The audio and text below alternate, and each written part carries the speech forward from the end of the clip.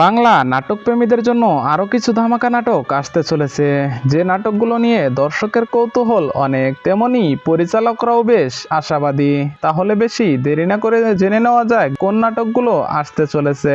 সবচেয়ে অপেক্ষার নাটক জোবান তটিনী জুটির কাজল চোখের মেয়ে। এবারের গল্পটা একটু ভিন্ন। নাটকের পরিচালক জাকারিয়া শৌখিন ইতিমধ্যে নাটকটি নিয়ে দর্শকের চাহিদার তুঙ্গে। স্পেশাল এই নাটকটি আসবে ক্যাপিটাল ড্রামা ইউটিউব চ্যানেলে। মিষ্টি প্রেমের গল্প নিয়ে আসছে ইয়াশ রোহান ও তটিনী জুটির নাটক ভালোবাসার গল্প। এই নাটকটি শুধু প্রেম নয়, পরিবারের গ্রহণযোগ্যতা, ত্যাগ এবং সম্পর্কের মূল্য নিয়েও কথা বলবে। পরিচালক রাফাত মজুমদার রিঙ্কুর পরিচালনায় ইয়াশ রোহান ও তটিনীর দীর্ঘদিন পর আসা এই নাটকটি নিয়ে নেটিজেনদের মাঝে দারুণ কৌতূহল রয়েছে।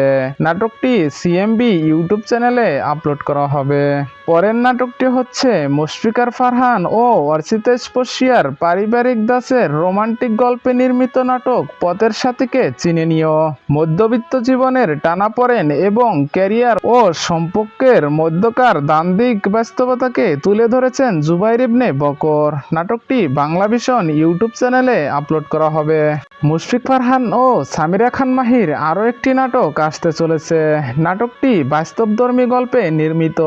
মুশফিক ফারহান ও সামিরা খান মাহি মানেই আবেগ সম্পর্ক আর বাস্তবধর্মী গল্প।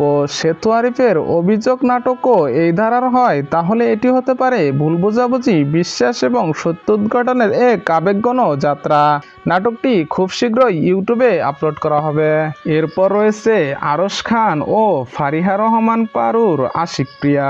নাটকটি পরিচালনা করেছেন সকাল আহমেদ। নাটকটির ফার্স্ট লুক প্রকাশ হওয়ার পর থেকেই দর্শকের মধ্যে তৈরি হয়েছে ব্যাপক কৌতূহল। নাটকটি খুব শীঘ্রই ইউটিউবে আপলোড করা হবে।